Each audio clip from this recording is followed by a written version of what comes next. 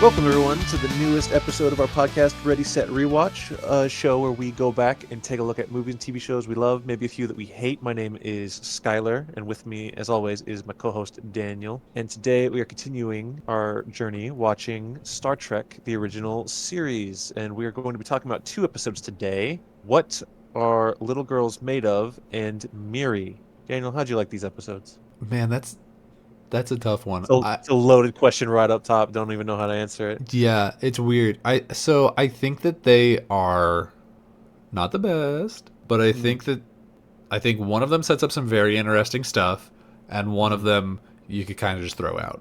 I think I know which ones you're talking about, so let's get into it. Yeah. Oh, So you the want me to first just start one, the plot? oh yeah, let's get into it. Episode 8, What Are Little Girls Made Of? Is it what are little girls made of, or what little girls are made of? Because I put the R after girls in my notes. The the why would you throw me such a curveball question right off the bat in our in our recording? It's what I'm pretty sure it's What Are Little Girls Made Of? Yeah, because it's actually it's like a hang on. Didn't you just say you had Paramount open? Is it? No. It is for a fact What Are Little Girls Made Of? Okay, all right. Because it is a play on an old nursery rhyme, What Are Little Boys Made Of, I guess. Which I don't know that rhyme. Both versions sound very creepy and odd to me. But that's the cards we've been dealt with, so let's talk about this episode now. So this weirdly titled episode, we start with pretty much the same way that it seems like all these episodes start. We're on the Enterprise and we're doing a scan. And in this instance, we're scanning a planet called Exos 3, looking for some doctor called Dr. Robert Royce, I think was his first name. Royce is the name that I have used in all of my notes. Who is some kind of famous doctor who did... Roger Royce. He like found something about an immunization. I don't know. They throw it out really fast, and they're like, he's a doctor, and we all know him. We learned about him in our textbooks back at the academy. And so he's like kind of a celebrity, but more importantly, he is our good sweet nurse Chapel's long lost fiance who had been, I think, presumed dead, which is far more important. Mm. And Kirk asks, when Spock is scanning the planet, he's like, is there any chance that he's still alive down there? And Spock just like starts answering, and then he kind of looks over at Chapel and just does not finish the sentence, which is to say, not a great chance. Mm-mm. Uhura's like scanning the planet or whatever, doing her communications. She's like sending stuff out. She's like, I've tried all of the frequencies twice, and I had no response. And then like as soon as she says that, Dr. Royce comes over the communicator and he's like, "What's that? It's me. Come get me. Help. It's me. Come get me." But before you come and get me, actually only Kirk come down because I found something crazy, and I need the captain to decide what to do with it first because no one else can come. Come alone on marked bills. Right off the bat. Pause. Red flag. Yeah. We don't like that. It is definitely a red flag. It's very concerning. And the only way they get around it, to their credit, to Kirk's credit, he immediately also flags it as not a great sign. Mm-hmm. But he gets around it by being like, well, there's somebody here who wants to talk to you. It's, what's your first name? Something Chapel. It's your good old fiance girl. He does, when it's said to him, like, can you come down by yourself? It does immediately give like Spock, I think, a look of like, here we go. Yeah. Here's where my day starts. He's like, this is an episode. This is not one of the days that did not get filmed. We're doing something today. So he's like, hey, your fiance's on the board on the Enterprise. Can she come down too? And the doctor's like, oh my God, yeah, totally. Wow, I never thought I'd see you again. Cool, come on down. So they beam down to the planet. It's a crazy ice planet. They mentioned it before, and it doesn't really come up or matter. But the planet is like frozen because the sun is shrinking. The sun in its galaxy, solar system, whatever, is shrinking, which is what happens before suns go supernova. So it's shrinking down, and the planet has gotten colder. So they beam into this or teleport into this little ice cave, and there's nobody there. And they're like, okay, well, Dr. Roy said he would meet us here, and that's sketch, and I was already sketched out. So Kirk calls back up to the Enterprise, and he's like, send 2 red shirts down. They'll be fine. Send 2 people down. Don't give them names. They actually do get names, but don't worry about it. They always get names, but they never end up mattering. Yeah. Oh, I skipped one part. So back on the ship, I wrote it down because it was cute. Whenever Dr. Royce was like, "Can you come down alone?" Spock looked to Chapel and was like, "Do you recognize his voice? Like, can you confirm that it's him?" And she kind of like gives him a little bit of shit. She's like, "Have you ever been in love?" Yes, I recognize his voice. Oh, that's Roger. That's Roger. Christine Chapel. I also had to look that up. Yes. There you go.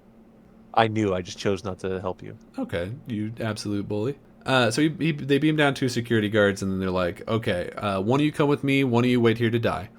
And they start going through this cave system that Chapel like almost immediately falls down a hole in because she is not dressed for spelunking.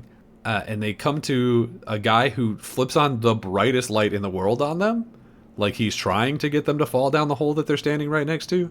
And it turns out that this guy, Christine Chapel, immediately assumes that it's fiance Royce, but it's actually this guy, Dr. Brown, who's like his assistant, and he's like, "Well, hey, I'll take you to the boss. Don't worry about it. Everything's cool." But then it's like, as soon as he starts saying that, there's a big old scream, and the guy who had followed the red shirt who had followed Kirk and Chapel down just falls into the hole, and he died. He dies like off screen, and then we get like 1 second clip of a big dumb dude, a big dumb bald idiot, like skulking backwards into a cave.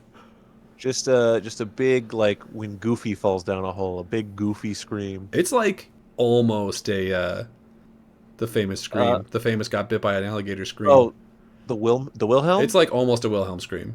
I wrote in my notes, red shirt pushed down a bottomless pit. They say it's bottomless. Yeah, Kirk asks Dr. Brown, and he's like, "Is there any chance that there's a protrusion in the cave wall? He could have gotten stuck." He's like, "No, he's dead. He's definitely dead. Sir. Don't look. He's definitely dead." Bottomless. He's plummeting straight to the Earth's core. Yeah, red shirt pushed down a bottomless pit by a freaky lurch-looking alien. Yeah. And then a moment later, I saw him again. I was like, "Oh, wait a minute! Oh shit, that's actually Lurch." Oh, is it really? It is the original 1960s television Addams Family Lurch actor. I guess that makes sense. They were like, Hollywood said, "We got one big ass bald guy, and we're gonna use him." Yeah, oh yes. Which actually, not to foreshadow too much, that the fact that this is Lurch plays into a trivia fact I have later. Oh. So assistant Dr. Brown, whatever, starts acting really weird, and he like acts like he doesn't recognize who Nurse Chapel is. And she has to like kind of remind him. And he's like, "Oh, that's right, Nurse Chapel. I remember you from all of the stories that your husband is." But like they've met, so he's acting weird right off the bat. To be fair, she's like, "It's me. Remember me from like 10 years ago?" He's like, "I meet a lot of people." That's true, and you can see a lot in these shots that she is wearing a gray wig over her natural dark hair, because it's sticking out the back, like in a really, like, how did you think we wouldn't see this sort of way? To the point where I was almost like, is this intentional? Is it intentional that this hair is sticking out that much? Because there's no way. There's abjectly no way that you thought we wouldn't notice this pitch black hair sticking out of this bad white wig. No shot. Yeah. But whatever. Kirk tries to call back up to the other security guy who's still waiting by the cave entrance and be like, "Hey, if you don't hear from me or whatever in a couple minutes, get a whole ass security team down here, something ain't right." And the guy's like, "Uh-huh." And then before he can do anything about it, Lurch gets his ass and presumably breaks his neck, but we don't really see. But he does kill him. That is -2 for the red shirts. Yeah, real fast out of this episode. While they're walking down to the thing, Corby... If we get him killed before lunchtime, we don't have to pay him for the full day. Yeah.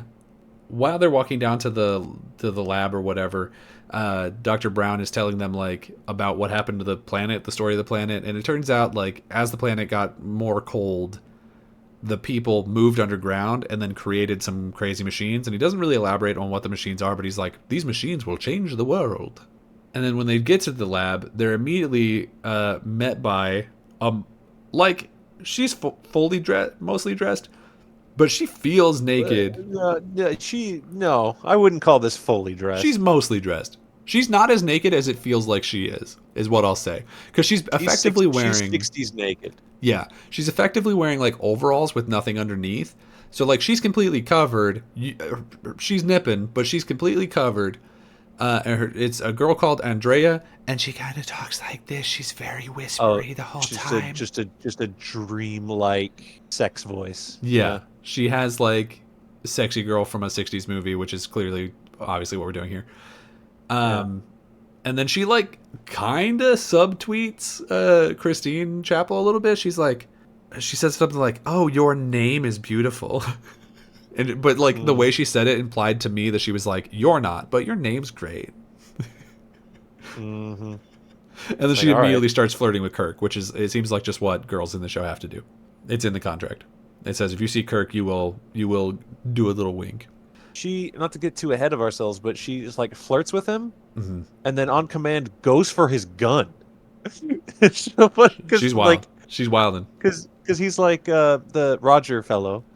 He's like, Andrea, you must do what must be done, my darling. And then she slowly walks over to Kirk. And then Roger again says, Don't worry, Captain. This is all very necessary. Everything's She goes normal. for his phaser. And then Kirk overpowers her because she's but a small woman and Kirk is strong man. Overpowers her very quickly, throws her away, and does the most legendary Captain Kirk dodge roll on the floor I've ever seen. If by legendary you also mean the most shit dodge roll I've ever seen in my life. He rolls like when you're over encumbered in Dark Souls. It's legendary in the sense that it couldn't have been more pointless of a move. Yeah. Oh, exactly. It was the most like useless and unnecessary dodge roll flip anyone could have done, but Yeah. he did it. God damn it! So just to go back a little bit, so Dr. Corby comes into the room and just immediately starts making out with Chapel, and then he starts like talking some crazy shit a little bit, and and Kirk tries to like call the security guy who's back at the door, and he doesn't pick up, so he's like trying to call the ship to get the full security team beamed down, and Dr. Brown, the assistant, pulls a gun on him, a phaser on him, and then everything you just said happened. Andrea goes for his gun, he grabs her, he does a shit dodge roll, shoots Brown, and then Lurch comes in and grabs him and like lifts him off the ground and slams him into the wall. He holds him like a toddler. He holds him like a little baby. He slams against the wall and like shakes him like he's a little baby. The only other thing we see before the first commercial break is that Dr. Brown has a big old hole in his chest, stomach, whatever region, and he's got robot parts. He's a bot. He's an android. Uh-oh. Circuits and wires and... After the first commercial break here, we're back on the Enterprise, and Uhura got a call from Kirk, and Kirk is like, everything's fine. Like, we're chill down here. And then it cuts back to the cave, and it's the big guy, it's Lurch talking, who's just doing like a perfect impression. But then Spock is like, "Are you all right? You sound tired." So Spock's like kind of on it. I feel like the entire crew is really smart this episode in a way that I appreciate. They have to be. And then Dr. Corby tells us, "Hey, Lurch is actually called Ruck.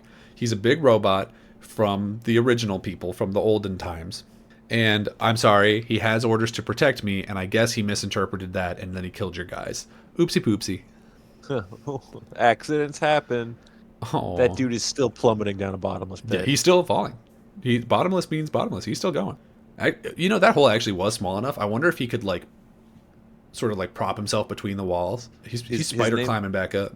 His name was Matthews, so we're gonna get some sort of spin-off of Matthews climbing up the wall. Yeah, when Paramount runs out of ideas, they'll do Star Trek Matthews, and it'll be just as good as that Section 31 movie that no one watched.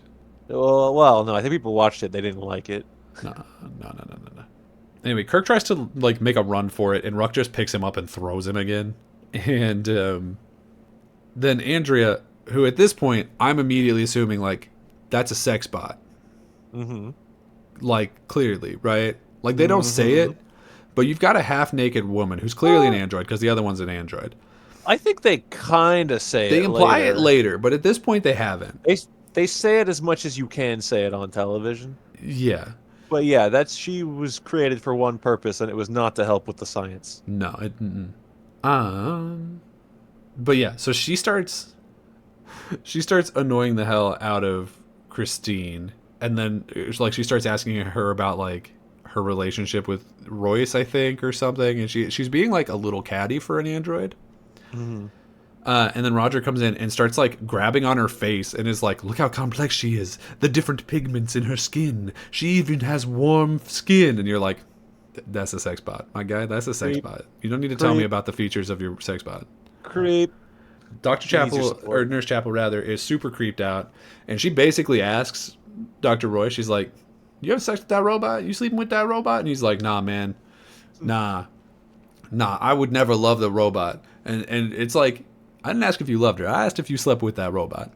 Only for research purposes, darling. And then to like prove it, I guess he's like, Andrea, go kiss Kirk, and Kirk is like, So Yeah, she makes out with him it's and then slaps him. it's definitely in Shatner's contract. Like every beautiful woman must kiss me on the lips. I must be kissed. Yeah, and this is where Kirk is like, hey, if the robots can only do what they're told, then you murdered my guys, Dr. Royce. Like, it's your fault that my guys are dead. And I'm gonna hold you accountable for that. And then in response, Corby is like, okay, let me show you how to make how to make an android. And the way that you make an android is this. Number one, strip Kirk naked for some reason. Completely nude. Get his entire dick and balls out, put him on a Lazy Susan, and then put a Booger Man on the other side of the Lazy Susan and spin him real fast. 2 Kirks. Now there's 2 Kirks. Well, that's like silicone plastic. Sometimes not boogers. Come It on. look like boogers. You put a Booger Man, you spin him real fast, Booger Man turn into Kirk. That's the science. I don't make the science, that's the science. Yeah. First you have a naked Kirk, then you have 2 naked Kirks. Yeah. And I have a couple of questions that come up with this, okay? Because if the implication is that you make an android by spinning a guy really fast and turning the android body into the guy that's on the other side, number one, Yeah. what happened to the real Brown? He's clearly dead, right? But then, like, was there a real Andrea here too, or did we just like make a sex bot? Just made a sex bot. Like, what? Because could we make one without spinning a dude? Is there other ways to make a dude? Yeah. So you have to spin a dude to make a copy of the dude, and the spinning itself isn't what makes him. It's just we have to build up the kinetic energy, and the best place we can put, because you have to be close. So we just have to put you on the turntable as well.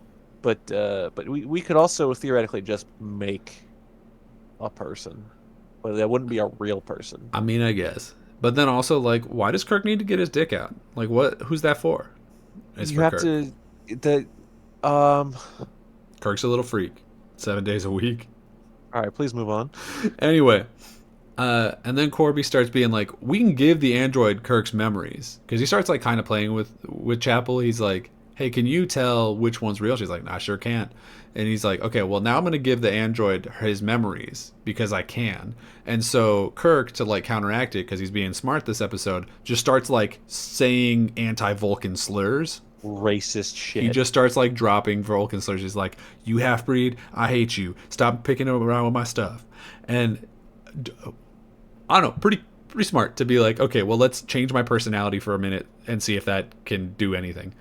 If racist Kirk shows up, they'll know that it's not me because I hide my racism. And then weirdly, the next thing we see is just Chapel, who was just in that other scene, is for some reason now just sitting in a different room with Andrea, who's making dinner for her. And she's making, it looks like there's a beef stew, and then they throw the space potatoes on top to be like, look, space potatoes, we're in space still.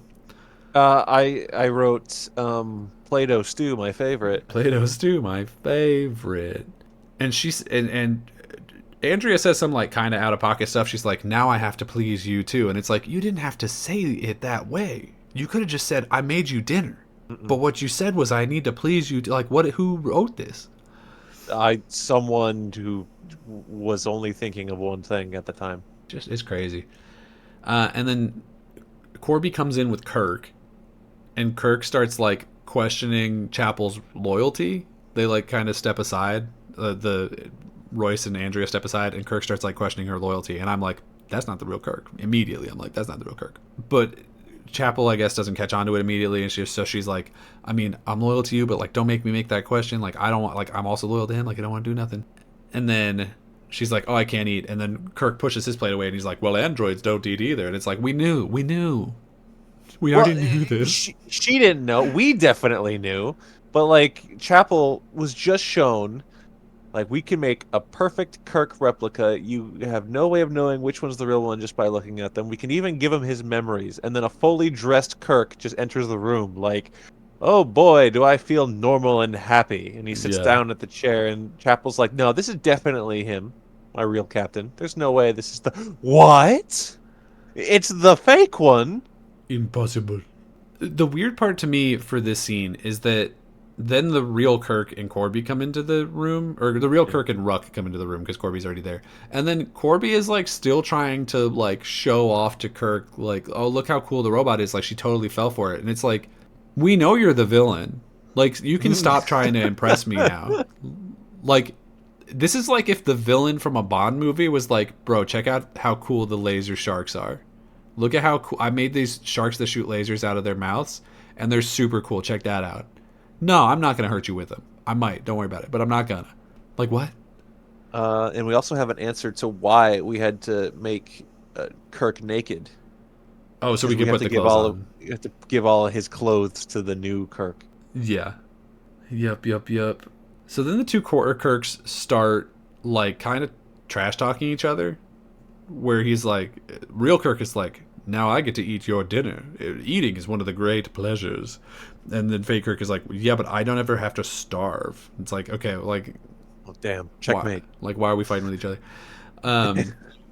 We're still trying to be friends here, it seems. So I don't know what the point's going, like what we're doing here. It's very strange. Corby tells fake Kirk to like go away. He like dismisses him, and then he starts trying to like pitch this utopia to Kirk. He's like, look, I can put people's real consciousnesses into their androids, which means that you could potentially live forever. And then there wouldn't have to be any disease because, like, you're a robot. Well, you're going to catch the cold. And he starts, like, really pitching this world. And I'm like, if you could make that real, like, if you actually could put people's consciousness into a robot instead, like, I get that there's the drawback of, like, and then you can program the people and turn them into a slave race. Like, that's not great. Yeah. Everything up until that point, I'm like, okay, cool. Yeah, I don't mind being a robot. I'll be a robot. I don't care.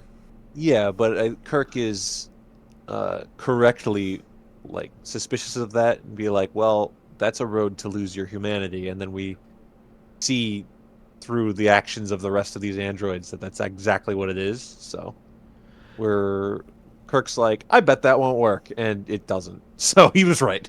I don't know, though, because his argument is like, oh, you're not human, you don't have emotion. But we see these characters have tons of emotion.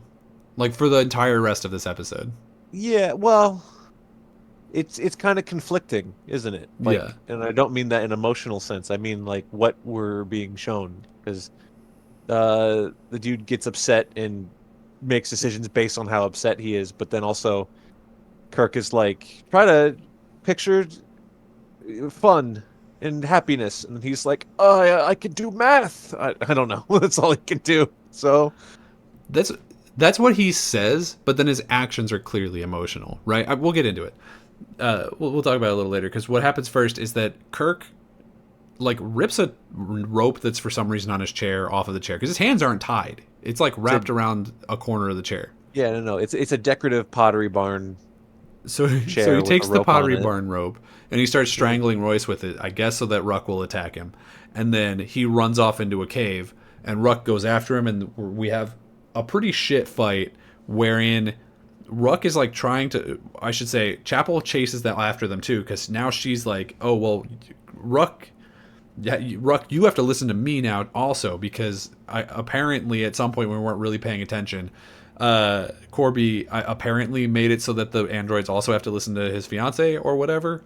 That's her estimation, although it never comes up.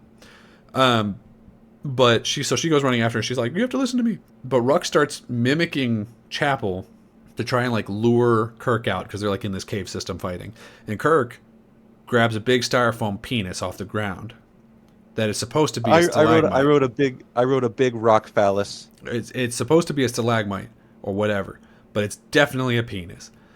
And he tries to hit Ruck with it, and it doesn't work. And he like stumbles and falls off a ledge. And is like holding onto the side of it, and then Ruck just like picks him up and lifts him back onto the platform, and it's like, you could have just let him die. I don't know what the point here was, really. He was, I guess, told to not, and then he had to, I don't know. One thing I will say about the sets that we're running through, they are obviously like the same rock wall sets that we keep seeing, and that's not going to change. But something about the way that they were arranged and like the way they shot in this episode specifically, I actually really liked it.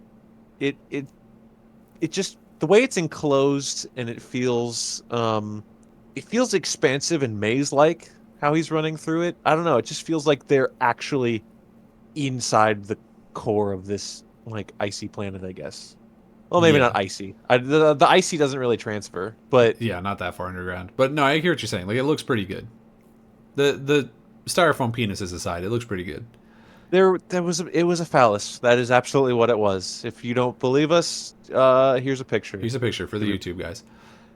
Anyway, while this dick fight is happening, fake Kirk beams up to the Enterprise, and he goes into Kirk's room and grabs some documents that are, I guess, the flight plan of where they're going, because Royce wants to go to some like small colony and replace everyone there with androids, which is obviously where he oversteps the bounds of what he's doing, is like doing it Yeah, against people's wills. like all right, now it's indoctrination and Yeah, terrorism. now this is bad.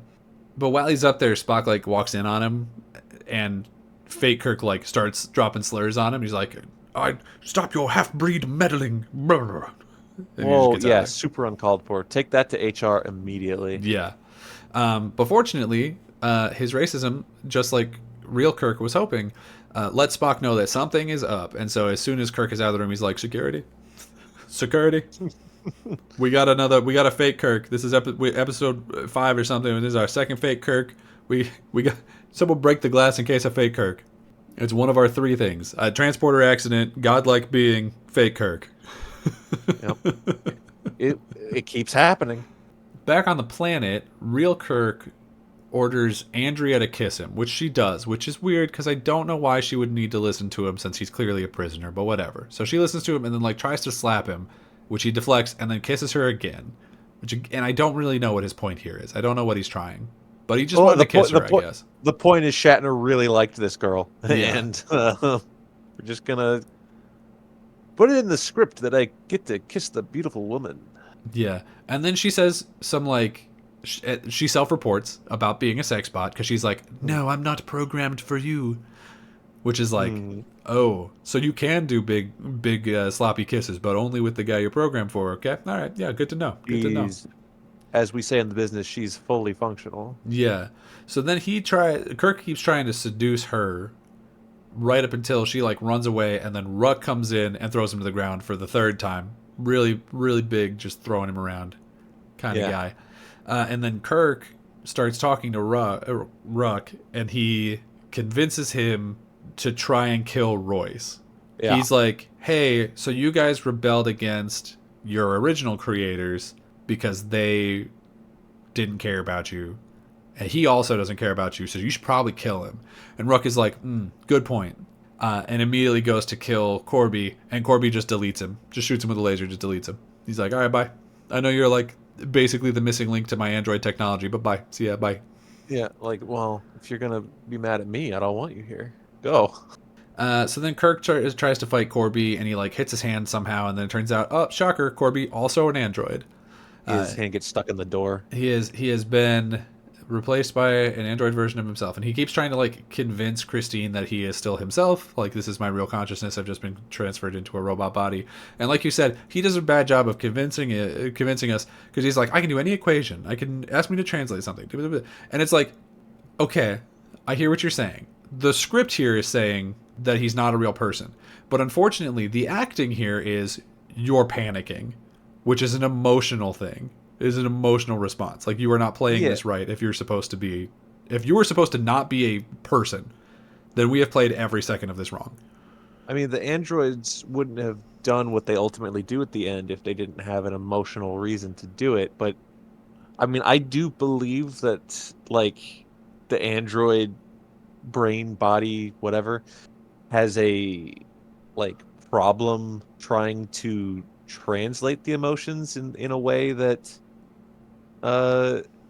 works, I guess. I don't know. Yeah. Like, you could like think of a reason why it is the way it is, but ultimately you are correct, and we're supposed to be cold and unfeeling, but we have to act because we're on a TV show in the 60s. Yeah.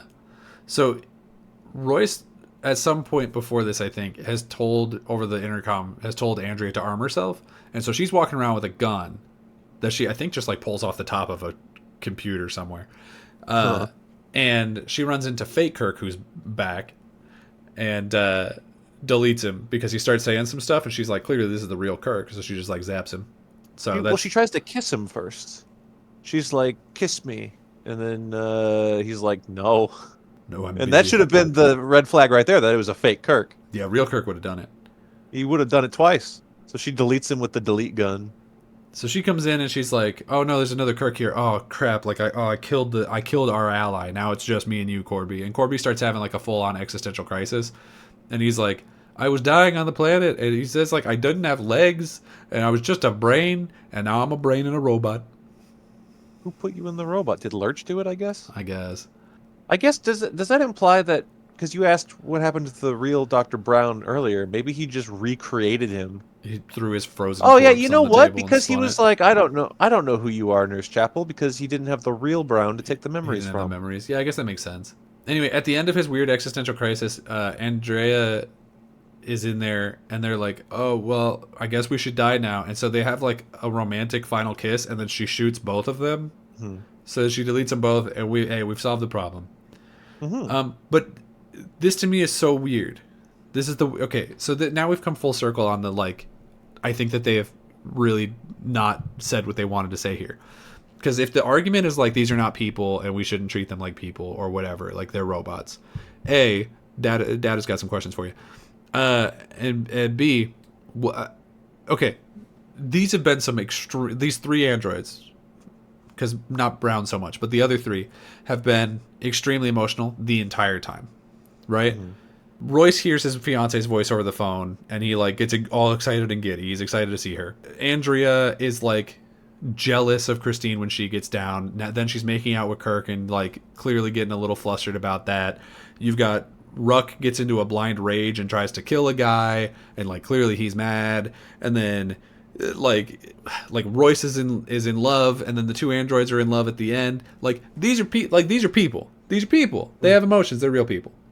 Mm-hmm. And so like I just feel like we've really messed up the message we're trying to say here. Because if we're trying to say like, oh my god, like you're murder bots, like you've replaced these people with robots, this isn't even you. You haven't done anything to prove that to me at all with the way that you've filmed and acted in any of these scenes. Sure. I don't know. I guess it goes back more to Rogers trying to play God, and that's bad. I mean, I guess, but like until he starts trying to do it to other people, I don't see a problem with it at all. Well, but he did try to do it to other people. He was going to, yeah. That's where he becomes 100%. He was like, we're going to go and we're going to start replacing people. Yeah, It's like he is a bad guy, but he is a guy. Yeah, he was a guy. So little mixed signals. You're not wrong. It's weird. It's weird to me. We go back to the bridge, and Chapel's like, I've decided to stay on the ship. And I was like, I didn't know that was in question. I didn't know we were...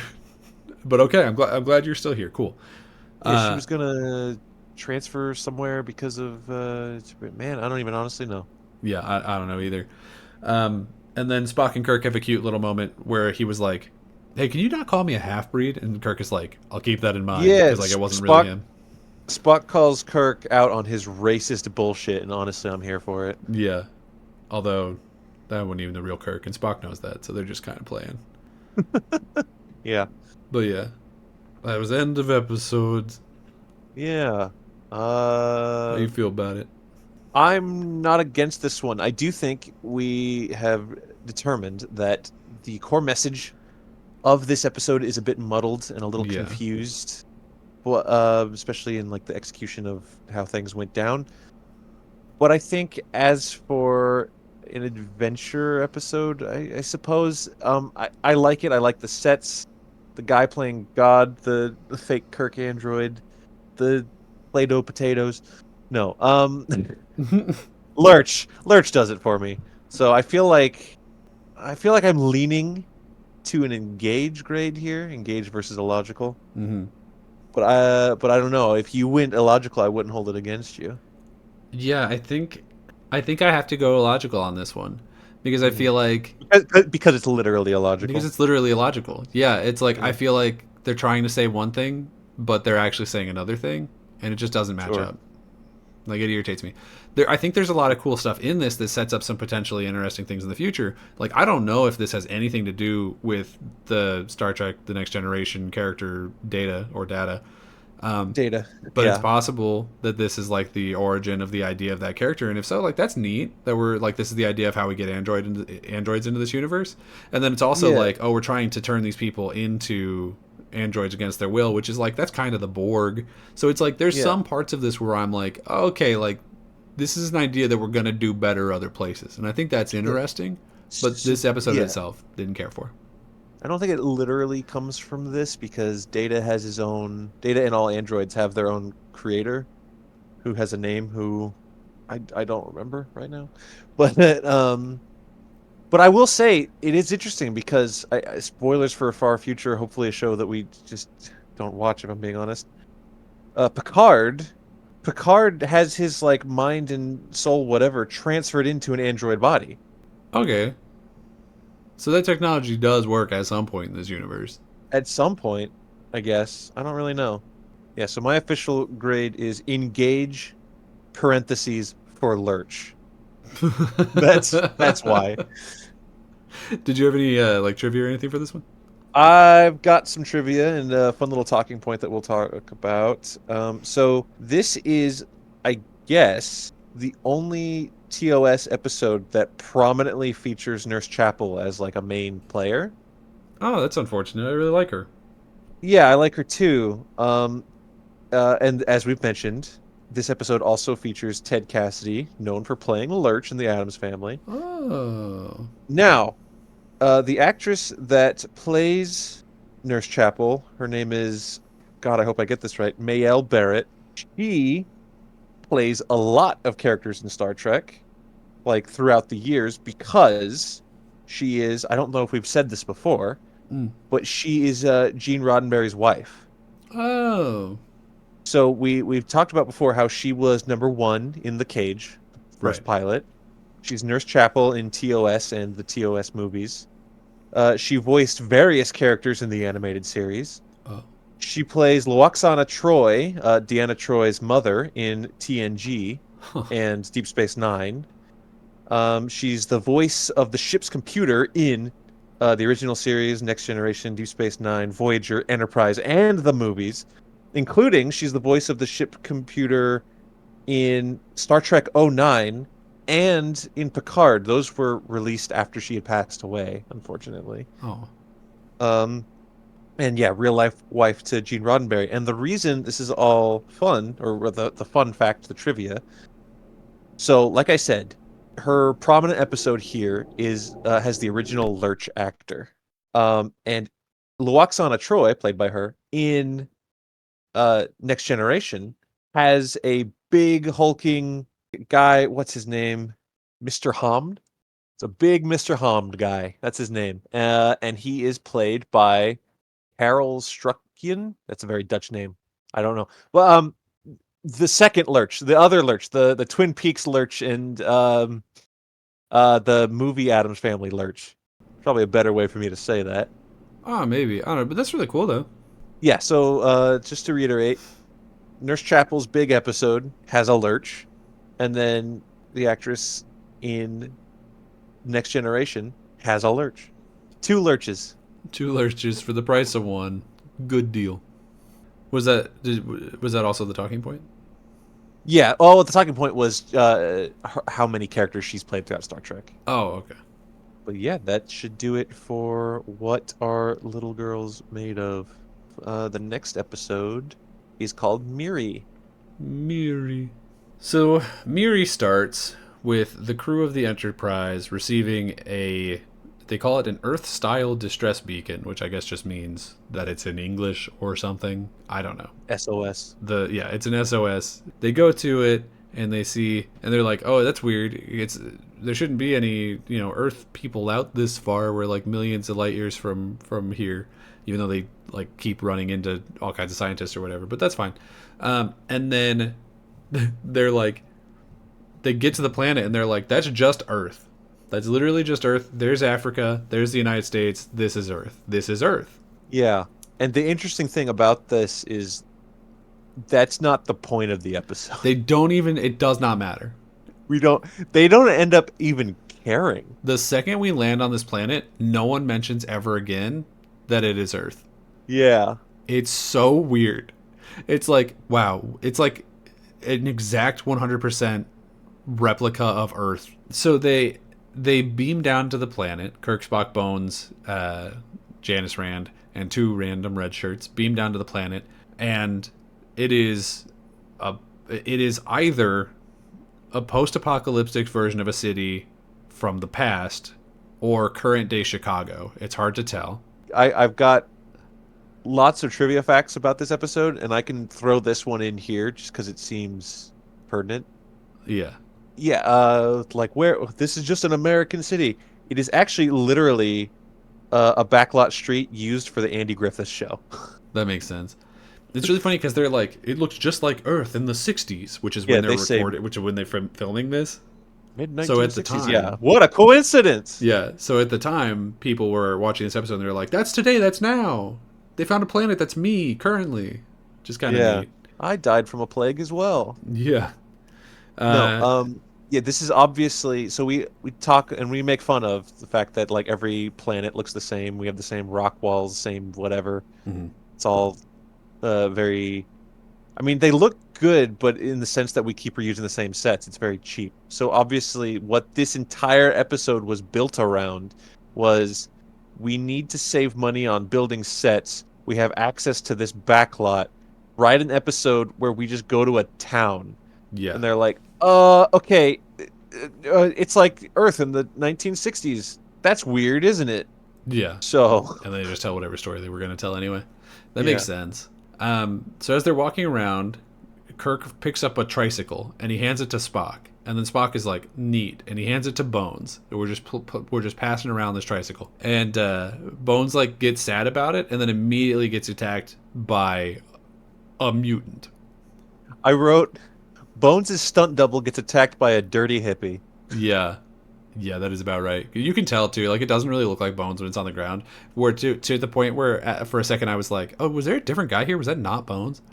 Yeah, it's weird. I don't know why, because it's not like what they're doing is crazy active even on the ground. They're just wrestling around. I don't know why Forrest Kelly couldn't just be in the dirt. Yeah. But then Spock and Kirk kick the mutant's ass. They're like grabbing each of them like grab one of its arms, and then Kirk just like lets go and punches it, and they do that like 3 times. It kind of feels like they're padding for time. Which, if your thing about the saving money for the episode thing is true, then maybe that is exactly what's happening. 100%. But then the mutant starts crying about the trike. He's like, "My trike is broken," Yeah, he's a sad little child boy. and then he has a seizure and freaks out and he dies. And Bones does a big scanny on him, and he's like, "Hey, this mutant's metabolic rate is super high. He aged like 100 years in the last minute, and that's why he died. I guess." Yeah, definitely not because you punched him 3 times in the head and gave him a seizure. Kurt. This is Don't worry, manslaughter wasn't- at best. This wasn't your fault. Yeah. They end up wandering around. They run into a building, and they find a child crying in the closet, and she's really scared of them. So Spock and the red shirts go back outside, and they're just kind of wandering around, and someone like wipes a window clean, and they go and try and chase it down, but it doesn't really come to anything.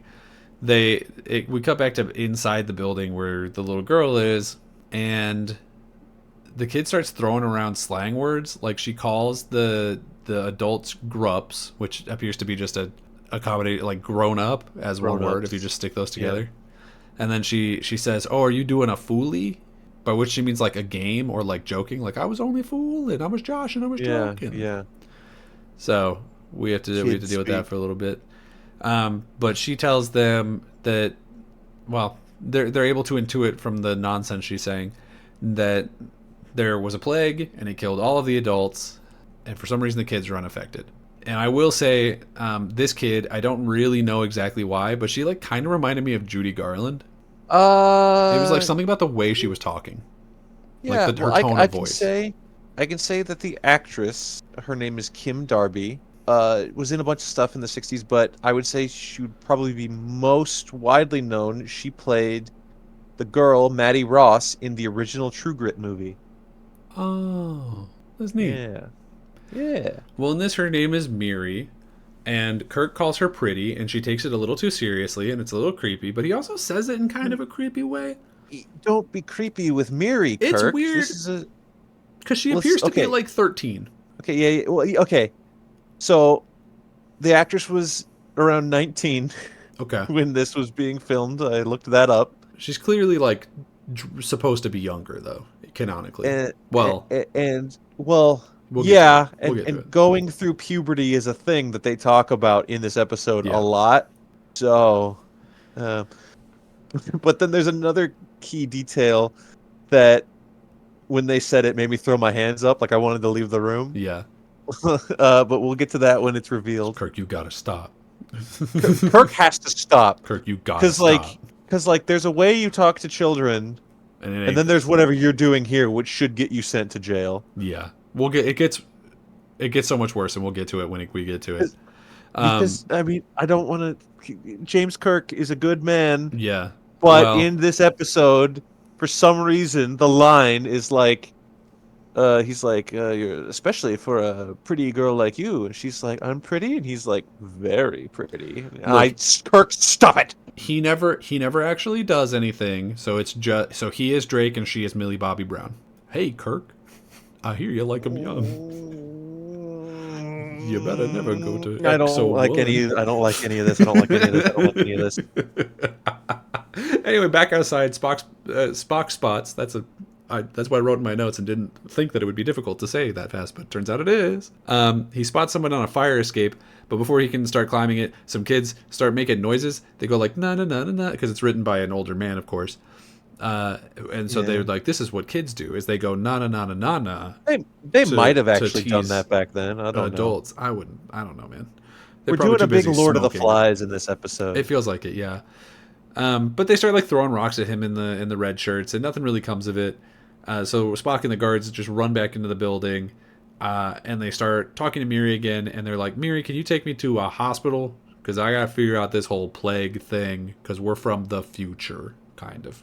But also, when they get to the hospital, it's before they go to the hospital. That's where the thing happens where he's like, "You're very pretty, very pretty."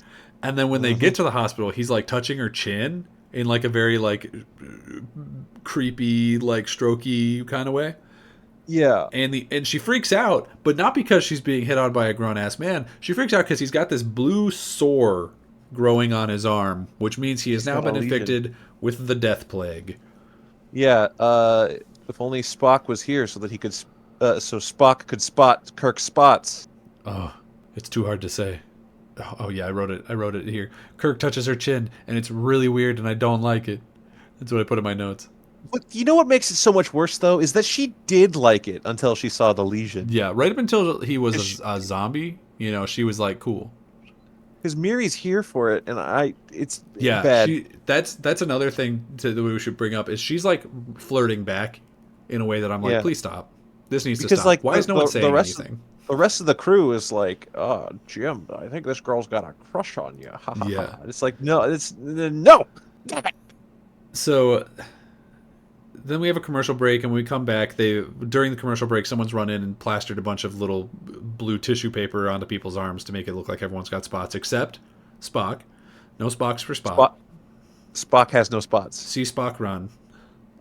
He and then Bones makes a joke because he has to. He's like, I guess this bug doesn't have a taste for green blood. See, okay, when Kirk was being racist, it was like, it was to get a message out, and then they joked about it. Oh, ha ha ha.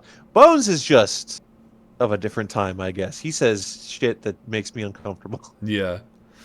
And then Kirk finds notes from the scientists who are presumably dead about a project, a life prolongation project. And Bones makes fun of it, and he's like, well, I guess it didn't work. And Spock theorizes... People are dead, Bones. What's going on? He's having a day. He's having a day. He got attacked by a dirty hippie that died in front of him because his friend punched him to death. And now he's thinking like he can be openly racist and mock the horrific plagues. And He this watched is not a good Bones episode. He watched a child hippie die from CTE caused by his child predator friend. Oh, don't. we need to get through this episode. It's We going need to be a done rough with one, it. ladies and gentlemen. Ladies and germs, here we go. Spock theorizes that the cutoff point is because of a change in like the biology during puberty. So that's why people before aren't dying. Before prepubescent people are not dying. Yeah. If you weren't uncomfortable yet, we now get to hear the crew talk about pubescent glands. Yeah. But they also find out that that experiment happened 300 years ago. So then they start trying to figure out, like, how are these kids still around? Because if the parents died 300 years ago, these kids should be 300 or dead because they're not old enough to have kids. Like, it's not like there's a cycle here. They're literally not old enough to have children because they're prepubescent. So how did that happen? Spock runs the math with somebody up on the Enterprise. He's like calling numbers up and down. And they find out that apparently the people on this planet are aging in such a way that every 100 years of real time, they only age about a month. Meaning that So the project worked, but only these for kids, prepubescent kids. all these kids, including Miri, are like over 300 years old. Yeah, which makes it And okay. that is where I wash my hands of this. I am done. I'm checking out. Yeah. Like no, like no. It's the anime thing. They do this in anime No, where they're like, "Oh, she's my actually a wife- 3,000-year-old dragon." My waifu is 1,000 years old. It's Yeah. not bad. It's like uh-huh. Yeah. No, you're right. And then Bones Bones is not having a good episode. And then Bones says, "Well, Kirk, I hear you like I'm young." No, he says, "Well, Kirk, this girl clearly has feelings for you. She's becoming a woman." He's becoming a woman. I don't like that. I don't like anything that's happening. And I wish here. he hadn't said it. This is awful. And I wish he hadn't said it, but he said it. Well, okay. So through all the jokes and all the uncomfort, Yeah. it's worth mentioning that even though Kirk occasionally acts a little creepy and a little flirtatious, he seemingly never has any actual intentions of even kissing this girl. It doesn't seem Which like again, it. He doesn't. Which again he was doesn't. 19 years old at the time of filming. Yeah, he I doesn't. did- But it feels like he does. I did say, like in my notes, I said if Kirk kisses Miri, this episode automatically gets a thumbs down. Yeah, I think that's a fair point. And luckily, we can say that never happened. They never kissed. So, Although in this next scene, Kirk does say, because he's trying to go find the kids, he does say, "Hey, do you want to go somewhere with me, Miri?" yeah, he's definitely doing a thing where he's like using her little crush on him to his advantage. Which I feel like he And it doesn't need to doesn't- do. Doesn't make it not creepy.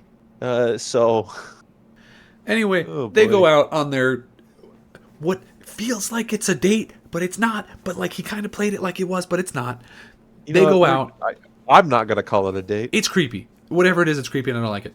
They go out and they find there's a bunch of well, we see from inside a toy store that there's a bunch of kids in there, and they're all wearing like broken pieces of toys. Like one of them's got like a doll mask, and the other one's wearing like what appears to be the wig of a doll on top of her head. It's weird.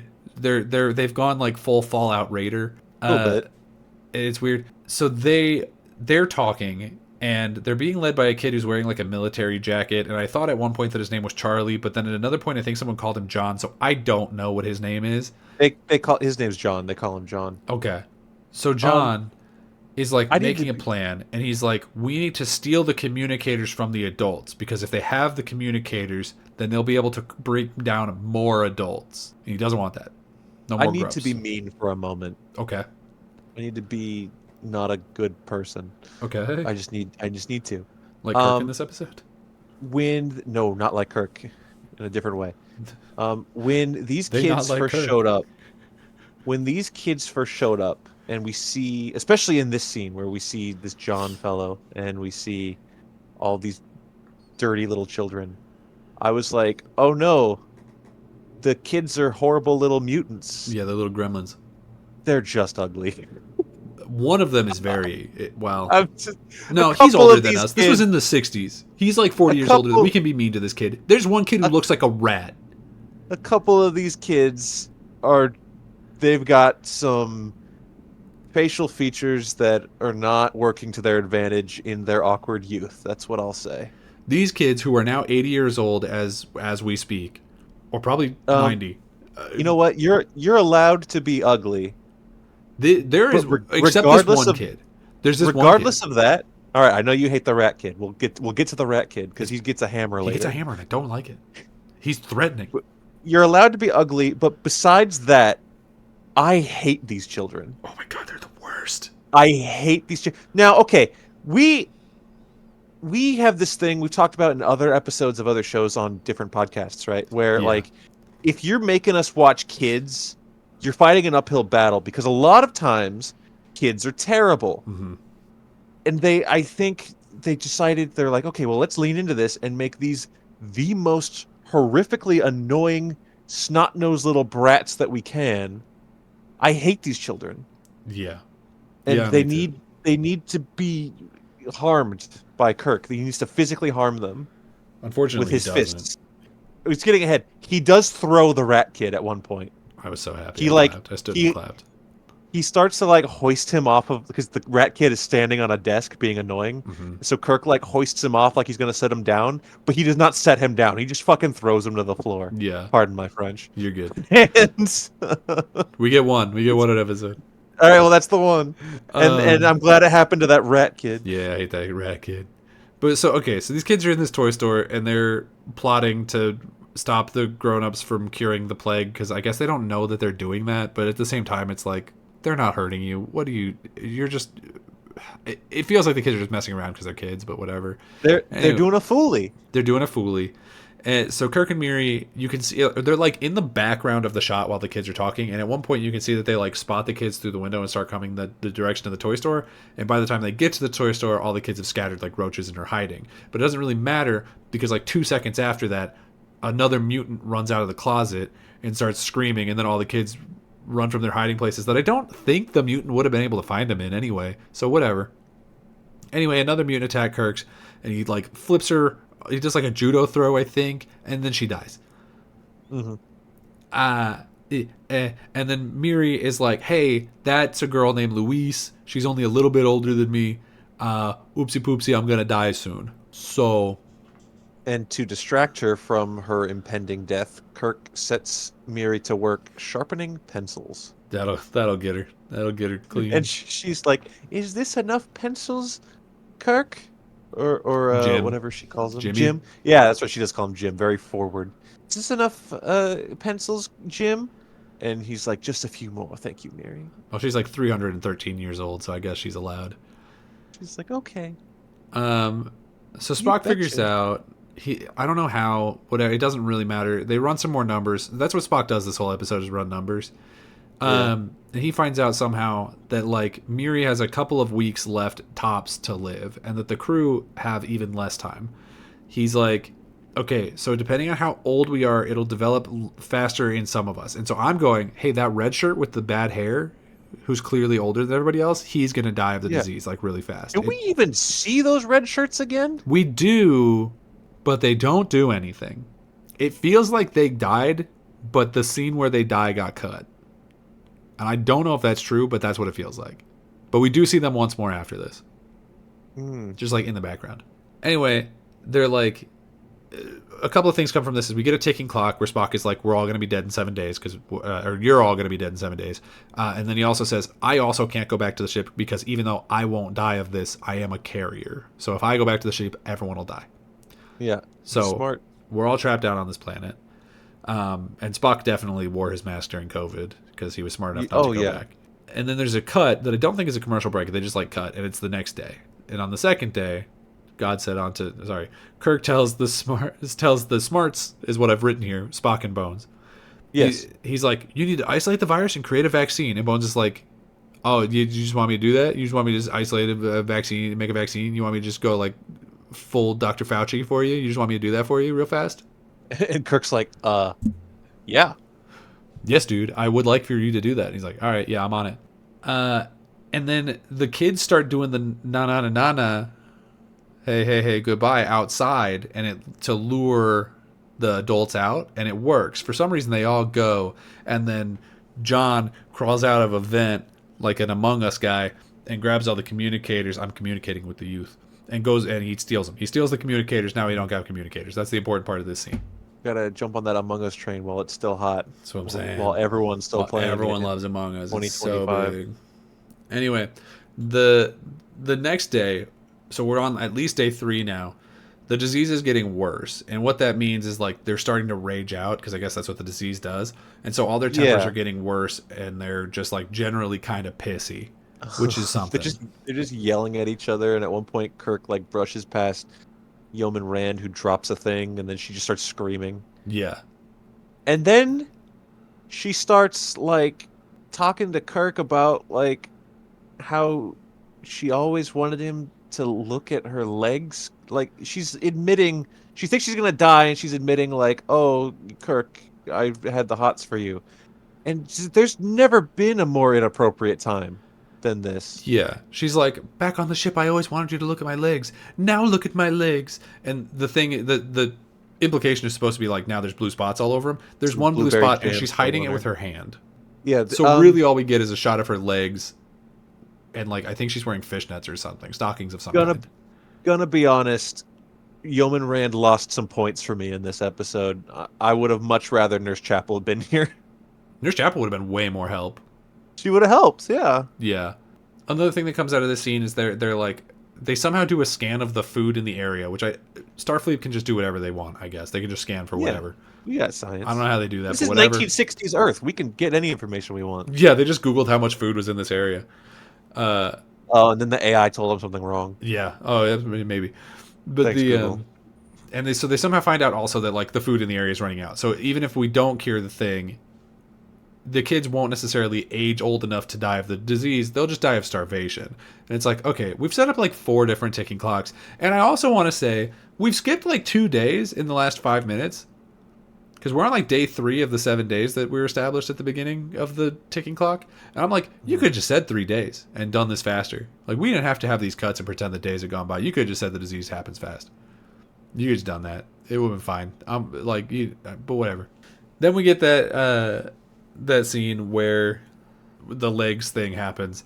And Miri sees that scene happening. And because she has a crush on Kirk or Jimmy or whatever she's calling him, she like runs off to the kids. And another thing that happens in the scene is that Bones has isolated the disease, and he's like, now I can make a disease or make a cure for it. I can start making the vaccine. I've isolated the virus or whatever. So we're on like day 3, and it kind of feels like we're already well on track to solve the thing.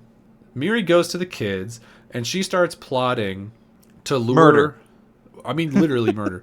But she starts plotting to lure Kirk and Rand away from the rest of the cure, and she pitches it to the kids as like, that'll slow them down from making the cure. But A, I don't know why the kids care if there's a cure. And B, Rand and Kirk aren't helping with they're not doing nothing. Yeah, that's true. So it's like, oh yeah, you took the 2 most useless people out of this team. The 2 people who were not contributing to the group project, you have taken them away. Good job. Yeah, which is Or that's the plan, at ultimately least. why we succeed. I mean, she doesn't care about that. No, she doesn't. The cure would be fine for her. She just wants Rand to die first. I guess. But then it's the next day again, and Rand is just gone. We don't see her get taken. She's just gone. Yeah, that is funny because we just like basically cut back to the lab, and Kirk is shaking Miri like, "Where is she? Where is she? Where is Janice Rand?" That's the famous Kirk impression. You nailed it. I'm really good at it. So Spock and Bones have the cure. They're like, we're pretty sure that this miscellaneous red syringe is the vaccine for age COVID. However, we don't know how much to give to people, and we need the computers to tell us what the dosage is. But we can't do that because we don't have the communicators. So Kirk is like, okay. Disgusting little sewer children took our cell phones. Yeah. So then Kirk is like, okay, but God, I guess I'll go get Rand. So Kirk goes and he starts shaking Miri, and he's like, where is she? Blah, blah, blah. They go to the place because he like starts trying to convince her. He's like, if we don't cure this, you will die. And she's like, yeah, it happens sometimes. He's like, no, it happens every time. As soon as you hit puberty, it's going to happen. Also, it's on your arm right now. And she looks down, there's a big old blue spot on her arm. Even after that, she's still like, it's only sometimes. And she's like, every time. Every time, and you currently. So Miri takes Kirk to the kids, and the kids are being, like you said, the absolute worst. They are so bad. They're like chanting things. The rat kid has a hammer, and he keeps going like, bonk him on the head, bonk, bonk, bonk, bonk. And then everyone starts chanting bonk, and it's super annoying. And I want them all to die. I wish that they had not shared the cure with them. And they start like physically assaulting Kirk, tearing at his clothes, like making him bleed. Yeah. They like to the point where it's really, maybe it's just me, or it could be a separation of values of back then versus now, because on paper what this is Kirk has to outpatience these horrible children. He has to, no matter what they do to him, no matter how many stones they cast at him, he needs to continue to deliberate his point and try to get them to cooperate. And again, on paper, that is a very noble thing for him to do. mm-hmm. This entire scene, I was screaming at my television saying, hit them. Yeah, just beat them. Hit these children. Like, I'm sorry, but like your entire crew, well, most of the crew that we know on this ship is dying right now. And Burn that they will John die too. Brat's face inside out. There's like, you wouldn't even necessarily need to like beat them, but just like take what you want from them. You're a grown ass adult. You know judo. You got a guy in the other room who could do a Vulcan nerve pinch or whatever. Like, you've got 2 security guards who I don't know where they are right now. Like, you could just walk in here and take whatever you want from these children. You don't need to convince them anything. And what adds to the irritation is like, so he tries to, give a speech to give his point, and then the kids like all yell at him and attack him. And then he tries to continue the speech, and they yell at him and attack him. Yeah. And that like repeats like 3 separate times, and it's just like you harm these children. Yeah, and it's look, I get that this is a TV show and we don't want to show our captain hurting these kids or whatever. You don't have to hurt them, but you can just go in there. You can just go in there and like threaten them. You can go in there and like intimidate them. I don't know why after 2 tries of like just talking these kids down and they're just screaming at you and hitting you with hammers that you're like still trying to talk them down. Whatever. It ends up working. But while this is happening, Bones and Spock are back at the hospital that they were at, and Spock leaves the room for like 1 second, and Bones is like, guess I'll shoot up. And he shoots himself with the vaccine and passes out. That's another thing. It almost tricked me into thinking, wow, Bones is really cool in this episode, because like, yes, this move here is totally not textbook, not smart. He's just like, well, we only have this thing and we don't know if it'll work or if it'll like kill somebody, and we have like no way to test it safely. So the second he's alone, he's like, well, I'm the doctor. Yeah. I'll test it on myself. And then, at first it seems to go bad, and then it ends up working. Like Bones's flip of a coin decision basically helped save the day. And I'm like, oh, that's cool. Bones did a cool thing. But then, everything else we've already talked about, how Bones has acted this entire episode. It's just like, well, wait a minute. This is not a good Bones episode, actually. It's not a good Bones episode. I will say it is probably the episode where he has been the most effective as the Doctor, because he does find and create a cure for this disease, which is really impressive. This is to me like the most Bones is a good Doctor episode.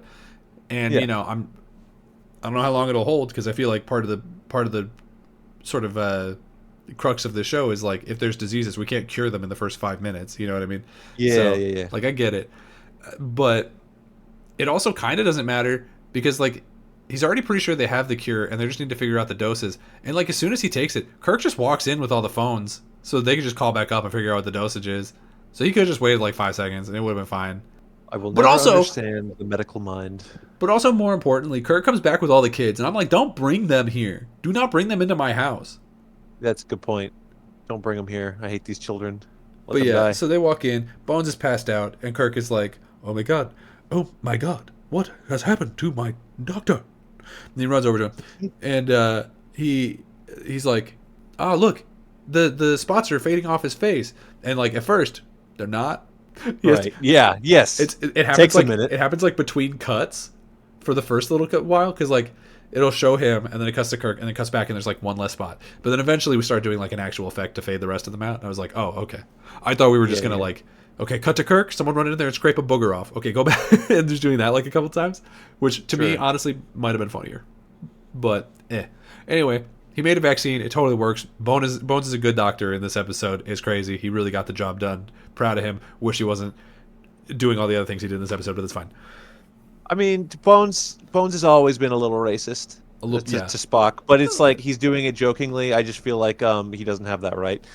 And then I mean, he didn't say, Jim, you have to kiss that young woman. He didn't say it. He said that she had a crush because she was going through puberty. And then what else did he do that was bad? Is there another thing? Was it just the racism? Maybe sometimes that's enough. It was the green blood thing, and it was the she's becoming a woman, which was like weird. Yeah, just a bad way to phrase it. Yeah. Okay. Well, it wasn't terrible, but it's a bad. We still like Bones. Yeah, we still like Bones. Yeah. Okay. I liked him more in this episode than I like Kirk. I'll tell you that. I mean, Kirk is skeeving me out this whole episode. Even at the end, because they go back up to the ship. Here's maybe a weird part of the episode. He comes back into the room with all the kids. The thing works. Then we're just like, hard cut. We're on the ship, right? And he's like, we just left him there. We just left the kids on the planet. We just left him down there. I know all the parents are dead. Don't worry. Central has sent some like teachers or advisors or whatever. And I'm here and I'm going, this is a global pandemic. All of the parents on the entire planet are dead. How many advisors are you sending? How many teachers are you sending? Who's making this vaccine and distributing it? Because as we've seen, like, these kids are aging into it, like, currently. Like, as we speak, more of these kids are turning into monsters and dying. Does the vaccine work on them after it started, after it's turned them full mutant? Can we, like, shoot up a mutant somewhere and have that work? Like, I know that it's just weird. It's weird to me to just be like, it'll be fine.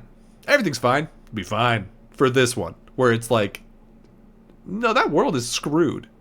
And another thing that I feel we should mention again, it's a copy of Earth. Yeah. Never brought up. Imagine. I mean, it's a good thing that like Starfleet is like a utopia society. Like we've got everything all figured it out, allegedly, until like modern day Star Trek decides to ruin that, I guess. But imagine our world.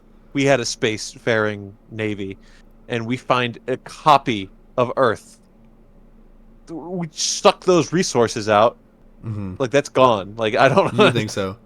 Well, okay. And then Rand says, well, you know, Miri really loved you. And Kirk goes, ew. I don't date older women. That's funny.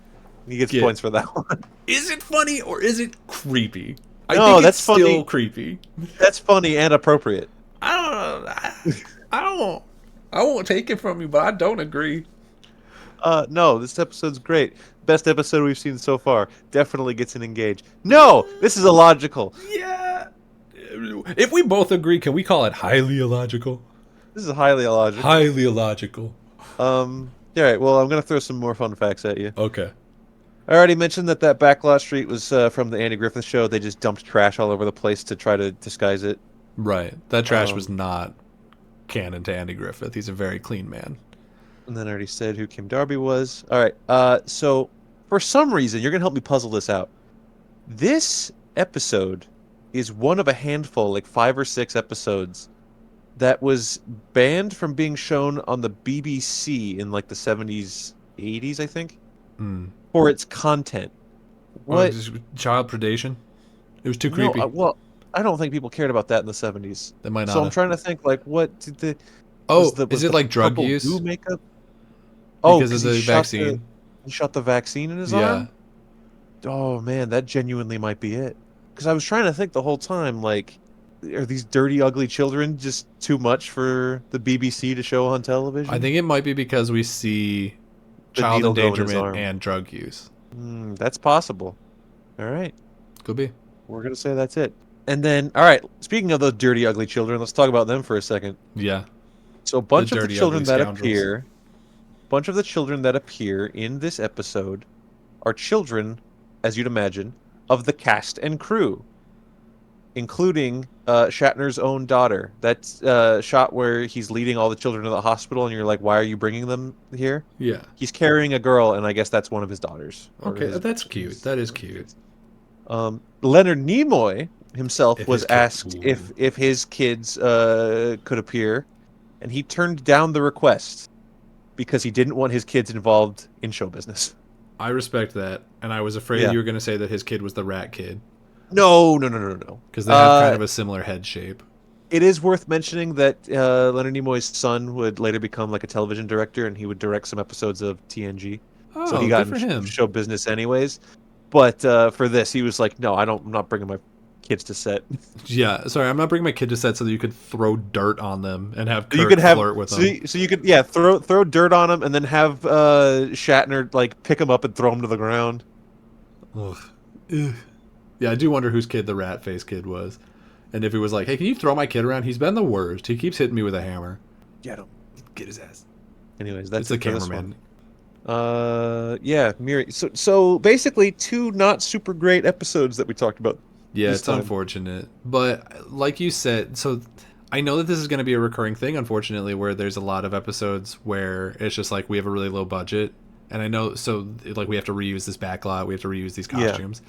There's I'm a hoping that handful. the other ones feel better than this one, because this one feels like we had an idea and then we had to make a lot of compromises to make it work with our budget. And that's fine. I gotta say, But- I don't remember when it is, but there is a Nazi episode Oh, sick. Can't wait. where we fight Nazis. And I think that's the one that ends with Kirk, like, quoting the Constitution to people. I can't wait for that episode. It's gonna be I don't genuinely remember. It might be a different one. But,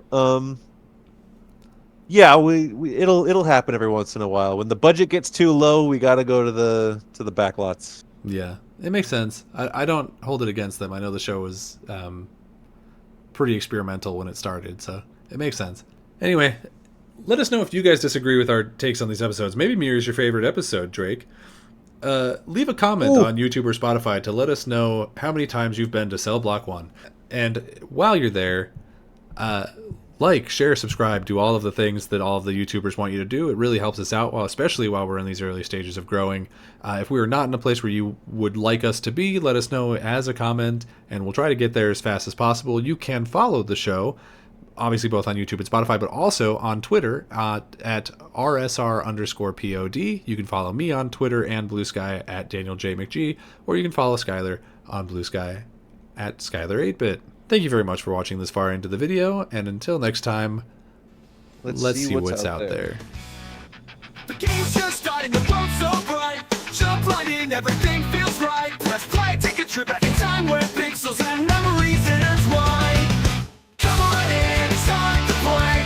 Let's rewind to yesterday. The fun begins, we're here to stay. Ready, set, replay.